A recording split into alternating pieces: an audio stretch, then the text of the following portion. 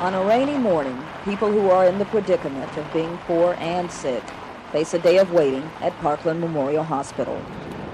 When AIDS hit Dallas County, a new group began passing through these doors, educated, formerly middle-class gay men who had become economic as well as physical victims of AIDS. And so you had a group of people who were educated, not used to waiting on lines, waiting in emergency rooms, not getting the medicines that they wanted. And that caused a great deal of pressure on a system that wasn't used to dealing with that. You have to miss a day of work to go to Parkland. You have to... Can you imagine going to the doctor with your appointment and sit there for 6 hours waiting to see him? Who would accept that?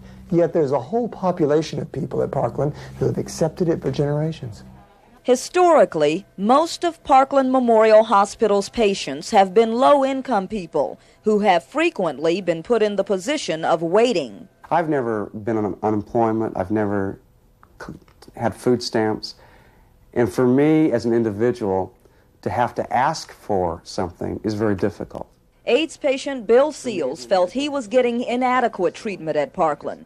At the urging of gay community leaders like Bill Nelson, who also has AIDS, Seals sued Parkland on a number of issues. In the lawsuit, Seals and 11 other men stated the problem with Parkland was doctors were allowed to skip rotation through the AIDS clinic. They said the problem with Parkland was it wouldn't provide a missed treatment which helps AIDS patients fight off a deadly form of pneumonia. The problem with Parkland, they said, was people were dying because they couldn't get the drug AZT due to an unreasonable waiting list at Parkland. Dr. Dan Barbero remembers seeing patients burst into tears when he denied them medicine. I found it very uncomfortable to be in the position to have to tell people they weren't going to get AZT when it wasn't my decision not to give it to them. Dr. Barbero testified against his former employer, but Parkland won the suit. Since then, the AIDS clinic has provided the treatments and medical practices the men sued for in the first place. The remedy comes too late for most of the 12 plaintiffs. Only 2 are still alive. He cared about life, and he cared about quality of life and dignity. Clarence Swinney's youngest boy was the most recent to die.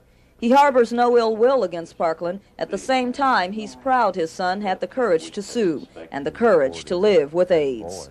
Knowing that there's almost a certain end, yet living life to its fullest. It just amazed me how he could do that. Gay leaders say young men like James Swinney are victims of both AIDS and a discriminatory society. They say it's a society which holds back on research and resources for a disease that is rapidly becoming indiscriminate. Sherry Woodard, Channel 5 News, Tonight.